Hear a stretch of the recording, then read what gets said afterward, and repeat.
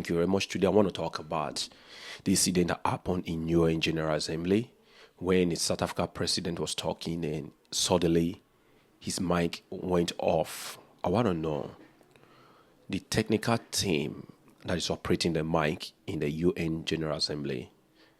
Is it intentional that this off the mic of a South Africa president? Was it intentional or was it a technical fault? Because I don't want to accuse of anybody of anything or to say something that is not that really clear. Why was his mic off in a UN General Assembly? It's kind of pathetic and it's kind of alarming because when he was speaking, he was mentioning some certain things which they seem that is not comfortable with their kind of narrative, and his mic was immediately went off. I will add a video to this clip so that you guys will watch it together and see whether I'm wrong or I'm just so.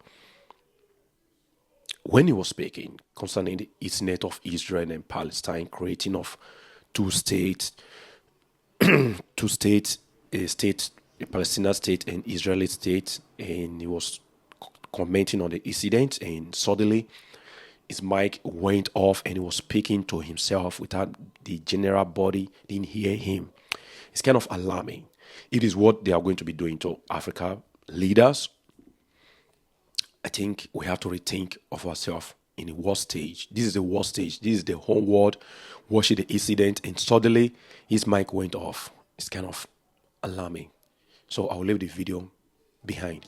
Your Excellencies, would like to thank France and the Kingdom of Saudi Arabia for convening this very crucial conference.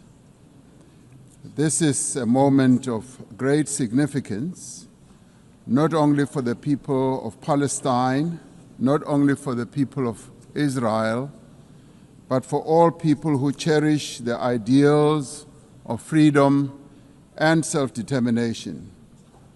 Shortly after the United Nations was created, the General Assembly adopted Resolution 181, which recommended the creation of two states, Israel and Palestine. Immediately after the adoption of this resolution, only one state was created, the State of Israel, casting and ushering the Palestinians into a decades-long wilderness of statelessness, characterized by decades of occupation and now genocide. I'd like to congratulate the President of France, President Macron, for today announcing a very bold decision to support the long overdue creation and the recognition of the sovereign state of Palestine. President Macron, I stand here to congratulate you and to congratulate others who have taken this step. South Africa reiterates its firm commitment to the creation of a contiguous Palestinian state existing peacefully side by side with the State of Israel along the 1967 borders with East Jerusalem as its capital.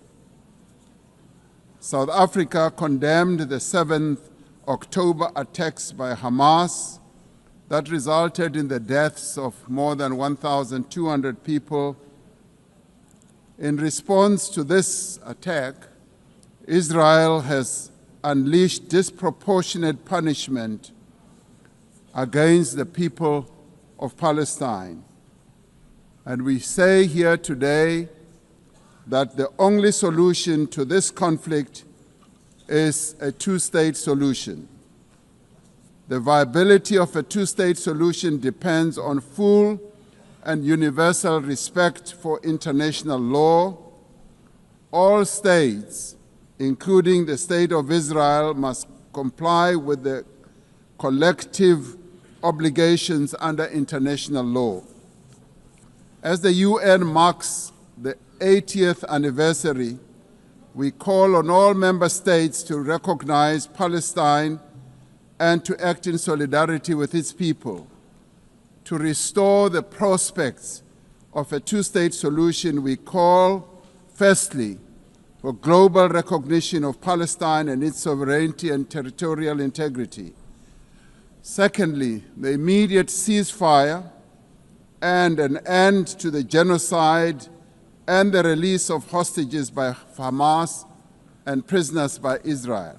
Thirdly, the full respect for international law, including the respect for UN resolutions and opinions and the decisions of the International Court of Justice. Fourthly, the removal of obstacles to the two-state solution, including a halt to illegal settlements and removal of the separation wall. Lastly, the restoration of the humanitarian aid and reconstruction of Gaza. This is a conflict that has gone on for almost as long as the United Nations has existed. And we say that as the international community, this conflict must end now, and we as the international community must act now also in unison. We must now work together to achieve a just and peaceful and lasting solution. I would like to welcome the demonstrable groundswell of support for the establishment of the much-awaited state of Palestine by 142 nations.